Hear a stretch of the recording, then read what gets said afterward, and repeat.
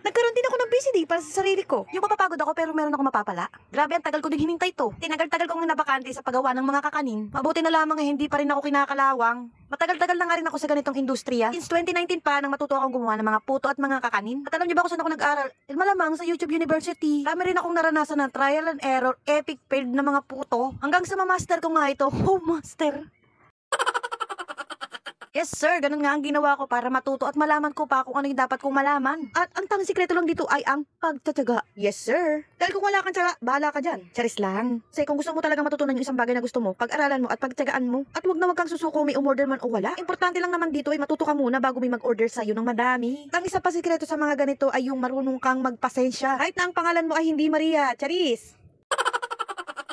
At ito nga palang order na ginagawa ko ay para sa mag-aaral ng San Miguel National High School. Bibidyo sana ako ng marami kong ginagawa kaso nga lang malolobat na pala ako. Nakita nyo 15%. Ito na sana ang pagkakataon ko para makapag-video ng madami kasi nga natutulog pa yung mga anak ko. Kaso nga lang wrong timing tong cellphone ko na to, hindi ko na i-charge. Kapag sala nga pala ako dito ng una kong batch, tingnan nyo naman ang ganda-ganda ng puto ko. Parang ako, Charis. Bali, ang gamit ko nga pala ditong molder ay large. At syempre, magkaiba ang presyo ng large at medium na molder. Sabi ko nga sa inyo, napakadami kong epic fail sa paggawa nito noon. Yes sir. Bago ko nga natutunan at magawa yung ganito kagandang puto. Merong overcook, merong undercook, meron namang nakalimutan kong lagyan ng baking powder. Sa 5 taon ko nga napagawa o pagluto nito, marami na rin ako naging customer dito. Pero nung mga nakaraang taong, medyo dumalang yung mga pa-order sa akin ng mga puto, kakanin, tsaka ng mga cakes. Kaya naman pag meron nag-chat sa akin na ate, pa-order naman ako ng ganito, pa-order naman ako ng ganyan, sunggab agad. Pero pag 50 pesos, wag na po kayong tumawad. Ang mahal po ng itlog, ang mahal po ng asukal. Grabe ba? At sa pangsapin ko sa mga puto na ilalagay sa bilao, hindi ko na pinaproblema. Dahil meron na nga kaming sagingan sa likod. Noon kasi, Ford yung ginagamit ko, tapos nakikihingi lang ako sa mga kapitbahay, medyo nahihiya ako. Opo, mahihain din ako. Bale, dito pala sa part na to, medyo molder na ginagamit ko kasi pang second batch na to ng puto. Kapalang ginagawa ko na to ay para sa Christmas party naman ng anak ko na panganay na si Ate Mika. Sabay-sabay din kasi yung Christmas party sa San Miguel National High School, kaya naman sabay-sabay din yung paggawa ko ng puto. Napakadali lang i-unmold ng mga puto ko, tingnan nyo naman. Kasi ko nga pala akong nagising tapos mga alas 7 pa lang yan pa lang yung nagagawa ko.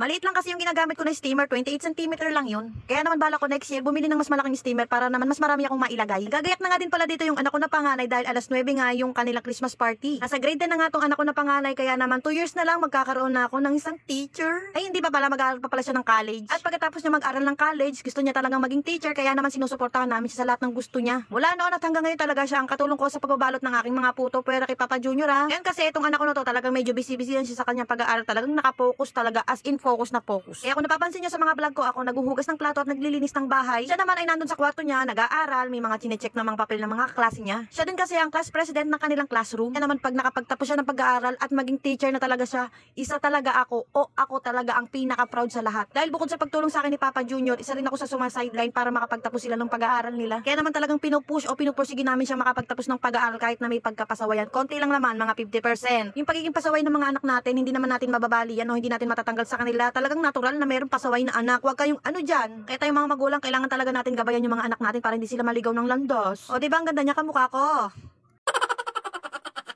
Medyo malilate na nga yung isang puto ko dito. Dahil hindi ko nga na-expect na pang alas 7 pala o maagang magsisimula yung Christmas party. Teacher pa naman yung umorder sa akin ito. My God. Kasabay nga pala yan ng kutsinta na to. Kaya naman ng mga oras na yan talagang nagmamadali ako. Buti na lang 30 peraso na kutsinta lang yung gagawin ko dito. Medyo mas matagal lang to ng 3 minutes sa puto. Pero siguro kung mas malaking yung steamer ko, mas marami ako magagawa, mas marami ako maisasalang, at mas maaga akong matatapos. Yes, sir. Paggawa naman ng kutsinta, maraming teknik dyan. Manood lang kayo sa YouTube, makikita nyo doon at mapapanood nyo. Doon lang din naman ako kumukuha ng mga recipes. Pero ang teknik talaga dito, tamang sukat at tamang oras sa pagluluto. At kailangan talaga bago kayo magsalin sa molder, hahaluin nyo muna para hindi maging donut ang kutsinta nyo. Na-deliver na pala lahat ng mga kakanin. Ito na lang talaga ang natitira, yung palabo. Yung mga oras talaga na yan, rush na rush ako sa pagluluto nito. Dahil nung mismong araw din na yan, binili ang mga sangkap nito. Sangkap pa. Pero kahit rush tayo dito, kailangan sarapan natin to. Naalala ko nga no, nakapagluto ako ng palabok, may sabaw, oh my God. Yun talaga ang I cannot.